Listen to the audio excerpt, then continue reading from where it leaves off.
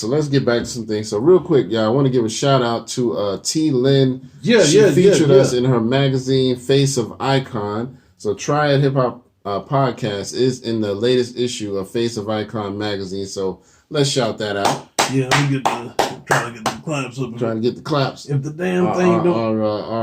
Our skibbity claps might not be working right now, so... Okay, I'll just do this. Damn, son, you just hit with a wow effect.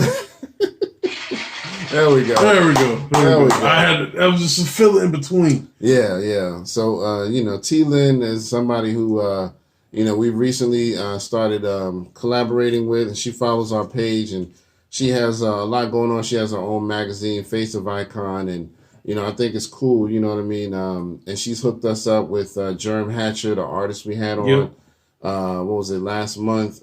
So, yeah, that came out really dope.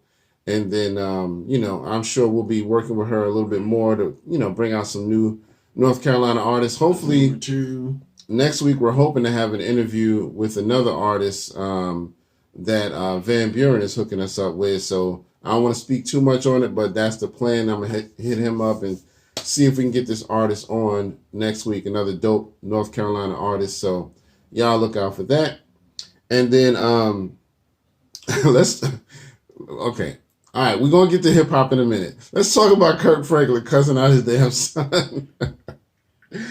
What do you say to him, Howie? Son may ask a question. Why, you a bitch ass nigga? A bitch ass nigga! He called him a bitch ass. Yo, that was funny. Kirk Franklin went in on him. I mean, I ain't mad at Kirk because, we all human. And, it seems like to me, like the son was kind of baiting him a little bit.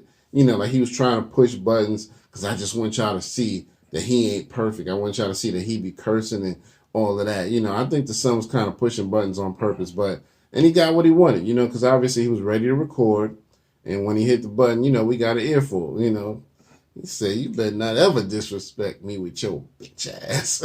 Yo, that's crazy. Yo, I was like, dang. So, of course, Kirk had to put out an apology, I don't think anybody going to hold it against him. Most people, actually, from what I see online, most people going in on the son. Because they like, you shouldn't have set him up like that. You know what I mean?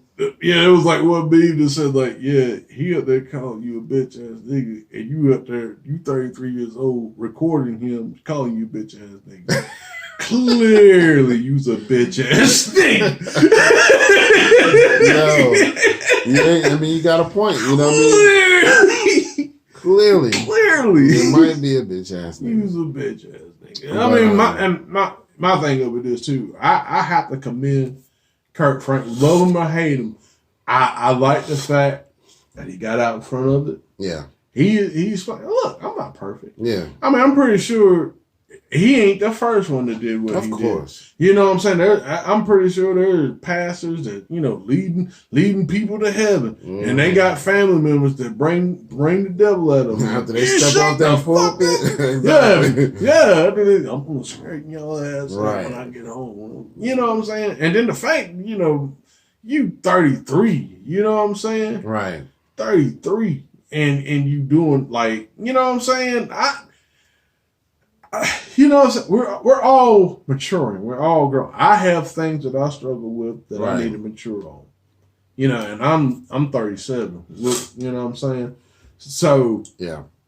You know what I'm saying? But to do that, like you a grown man recording your pops, good bless you. And you probably deserved it. Exactly. You probably deserved it. Yeah. So that was kind of funny, man. That was the funny story of the week, Kirk Franklin.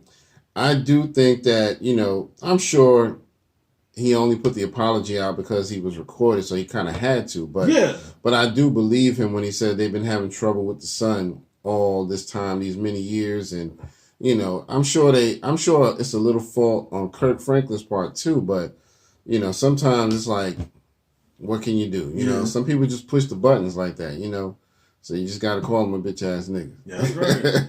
Bitch ass nigga. But probably go to. I'm gonna put it in the song. Right. So I asked the question, why he was a bitch ass nigga? Why he's a bitch ass nigga?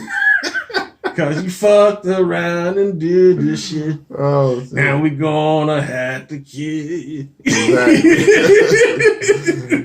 You know, that would be man. There's so many memes that's been out about this joint, man.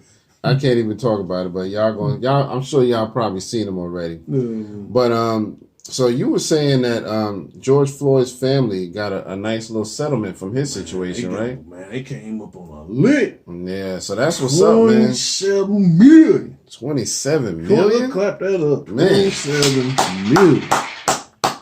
Now all that shit go to Trump. Right. Well, not all of it, obviously. Not all of it. Yeah. But let me pull it up here a little bit. I'm just going to, read a little bit of it here. Yeah. This is occurs in U.S. Today. The historical civil settlement for George Floyd's family bring uncertainty to Derek Chauvin's criminal trial. Okay, historical 27 million settlement in the lawsuit filed over George Floyd's death, announced as a jury is being chosen for the criminal trial of the officer accused of killing him. Complicates a high-profile prosecution and could become grounds for an appeal of a convention, legal observers say. Floyd's death under the knee of the then police officer, Derek Chauvin, was captured on video and seen by millions. It sparked nationwide protests against racial injustice and police brutality. Friday, the city of Minnesota settled a civil rights lawsuit against it and the 4 officers who restrained him. So basically, they settled it. I think this is before the trial. That makes sense. Yeah. That's what I was gonna say. I wonder if that trial's still gonna even happen. Are they saying there's no trial now? Because I know they were getting ready to. It's still gonna. I think it's still supposed to happen because that's the thing. They're going to. What they're going to do is bring some more evidence out. Okay. They're going to bring. See, they show the world at 8 minutes and 46 seconds. Right. They didn't show everything prior to that. The media didn't show anything prior to that. Gotcha. So it's going to put him in a bad light. But I still don't warrant him dying, though. It really don't. Come on, man. Now I understand the police officers supposed to, enforce the law and stuff. Right. But you're not jury, judge, and executioner in one fucking spot. Now that's ridiculous. Exactly. That's ridiculous. Exactly. So, yeah, I don't even know what to think about that now. I remember, if I remember correctly, Breonna Taylor's family didn't really get too much. They got a couple million, but it wasn't that much if I remember correctly. Yeah, so wasn't it something like 5 million, I think, maybe? It was some kind of small amount. It was like, come on, man, y'all could have done better than that. Yeah, because it's killing that. I mean, what I'm saying? That child in her sleep, not that she's a child. Right. But killing her in her sleep, man, that's just ridiculous. Yeah, I mean, they in there relaxing, trying to just, call it a night. And y'all just come busting in the door. But, it is either way. We ain't going to get into much of that. Mm-hmm. You want to talk about the Grammys or you want to talk about the verses? Let's talk about the Grammys. So first of all, okay, so we looking at the Spinderella and Salt and Pepper. Didn't they both receive a lifetime? Yeah. Yeah, so basically for the Grammys, it was the 63rd annual Grammys, and, two of the best highlights was Spinderella got a Lifetime Achievement Award with the Salt and Pepper group. I don't mean, I guess they got it separately, but at least she got her own. They didn't keep her out of it. You know what I mean? Okay, so I thought that was dope. She took a picture and posted it on her Instagram, so that was dope. And she said this was for the DJs. She dedicated to all the DJs. Okay, that's what's up. That was dope, man. Yeah, gotta salute that, man. So, but I'm really happy for her. I mean, I'm sure the group. It seems to me that they're never gonna really be on good terms at this point, man. I mean, because if they were gonna do something, it should have been by now. You know what I mean? So I agree with that. I think they're just gonna let it be is what it is. But I'm happy for her, and also my man Nas got his first Grammy. Nas. Shout out to Nasir Jones. You know what I mean? Drop a bomb. The Illmatic legend, one of the kings of New York, and one of the kings of hip hop. I guess we can say there's multiple kings in hip hop. You know what I mean? Because we got Jay out there doing his thing, and Biggie was definitely a king. Exactly. Yeah. But yeah, man. So shout out to Nas, man, because I mean it's funny, but he got it for the album he did last year, King's Disease. Yeah. And that was a really good one. I heard most of it. I think I heard about 70 or 80% of it. So everything I heard was good. That was when he did the Ultra Black song. Well, the fact that go ahead. I'm sorry. No, I was just gonna say. I was just reiterating that what songs you might remember from it, like Ultra Black, and when he called out Doja Cat, on the song or whatever. But go ahead. And the fact that he did it with a young producer, Hit Boy. Yeah, Hit Boy. Yeah. And he did an excellent job.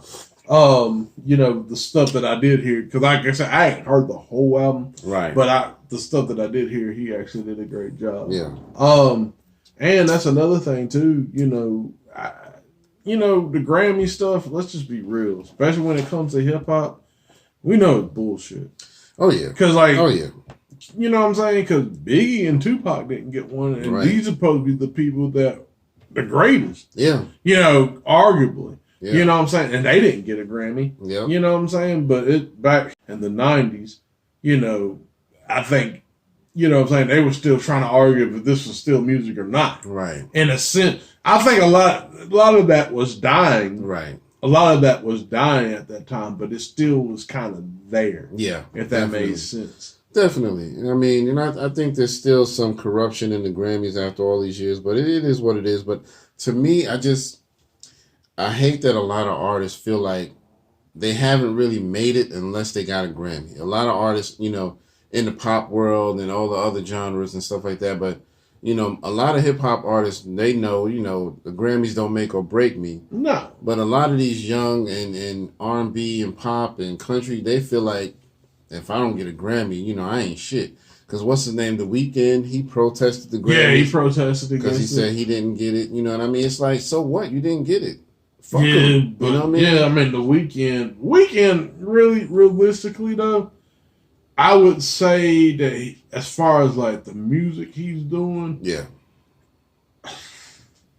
I don't want to say this to be too much, to put this much pressure on him, or be sacrilegious, but he's definitely a new age like Prince or Michael Jackson.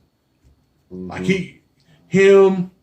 I would say like even with Bruno Mars, which I meant to check out the Silk Sonic joint. Mm-hmm. Yo, and that one song they did, Innocent Packet. Yo, I heard one clip. I said, you know what? I turned it off. Like, I don't even need to hear no more. That shit is dope.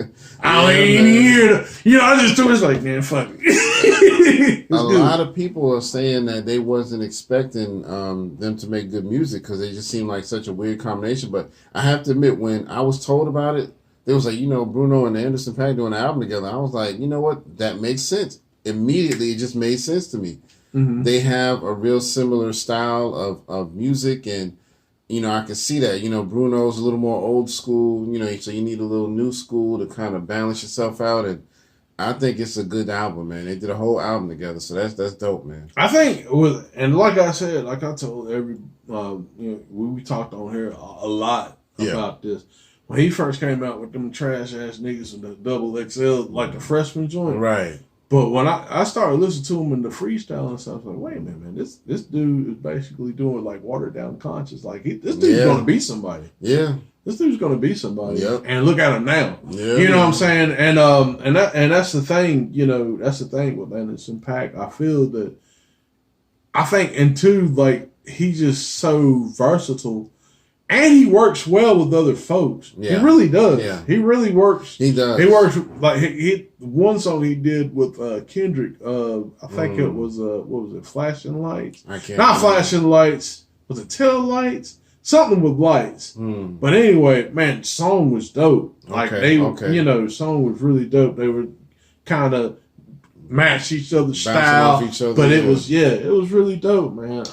And with the Silk Sonic group, I would really like to see them do some work with like some hip hop, and also some R&B stuff. I would like to see them do, reach out the Weekend and do some stuff if they got some stuff, absolutely. To collab. I think the joint he did with Busta Rhymes was dope, man. Y'all got Anderson .Paak, yeah. He did a joint on his last Busta Rhymes album that was really dope, man. I mean, he just complimented the track so good, so it just made so much sense. Yeah, and again, like I said, he works well with other artists. He really does. He does. He really does. So I think that was a smart move for him, man, because, you get on the track with Bruno, you bound to sell. Yeah, you right. Yeah, you good. You bound to sell. They got the machine behind Bruno. You going to be all right. That's why Cardi B jumped on that joint with him. She was like, oh, yeah, let's do it. I would really like to see them do some more stuff again because, I mean, especially with the whole Latin thing. Yeah. And, I would really like to see them to do that, A lot of people was mad. A little shocked at her performance at the Grammys. So Cardi B and Megan Thee Stallion did the WAP song. Yeah. Which I think it's a really good song. I think Cardi B don't get enough credit for the song. I mean, it's raunchy and nasty and all of that. Yeah. But as far as production and performance and lyrically, I think it's a good song. And I think that, she was snubbed out of a lot of awards because they didn't put on like the BET Awards and none of that. I mean, and the thing of it is, that's the thing. That song was everywhere. Yeah. Just like with Megan Thee Stallion, that little body said the body, yeah, that was everywhere. Mm-hmm. So I mean, that they did both of everywhere. those. Megan Thee Stallion performed that one, and then she did the WAP with Cardi B. And when they were doing the WAP song, they was doing a lot of freaky dancing up on each other. You know what I mean? Like they got down on the floor and was kind of humping the air toward each other and all kind of stuff. Then they did kind of some exotic stripper dancer type moves, where they locked their legs and flipped over. It was like, okay, y'all trying to show out. You know what I mean? Niggas get out the Vaseline like this. Hey, y'all gonna keep on playing? Rewind that, son. Rewind that shit. Rewind that, son. Yeah, I got a beat. Let me catch the beat real quick. Pause. Pause. But yeah, it was still good to me. And Beyonce, she set a new record. She set 2 records. First, she had tied with somebody for the most Grammys for a female artist. I can't remember who it was, but then after that, she won another one. And so she's now the top female Grammy winner. So yeah. Up that up. Yeah, man. So shout out to Beyonce. Beyonce. Her and Hove was there. But you know what? I feel like, and I don't know, but I feel like Hove and her don't really go to award shows unless they know they're winning. So I think that for them to come, the people have to tell them ahead of time, okay, you won, so are you coming? You know what I mean? Yeah, since we win it, we in there, baby. Right. Oh. Hove, yeah, man. It's my dude. But yeah, he's locking his hair even more. He's got like the real thick locks now that's kind of like sticking up and stuff. I mean, hell, that's the thing. What I had to give a shout out to that though, because really, when you, especially like corporate America and stuff, you got to cut your hair a certain length and all that stuff. Now he got the money and he's like a mogul. Bugle. Look, man. That sounds like some Harry Potter shit. Look, like man, I went to trendy, man. 1, 2, 4, 5, 10. Mouth is fucked up. Right. The English is really fucked up. Like, goddamn it, we were lucky to get out of high school counting to 10 with taking the shoes off. But anyway, but him becoming that, you know what I'm saying? And I think it's really, I'm not a big Jay-Z fan, but him doing that, showing like, hey, you can look like me and you can be a billionaire. I think that's really a good look. So I'm gonna clap that up. Yeah, definitely, man.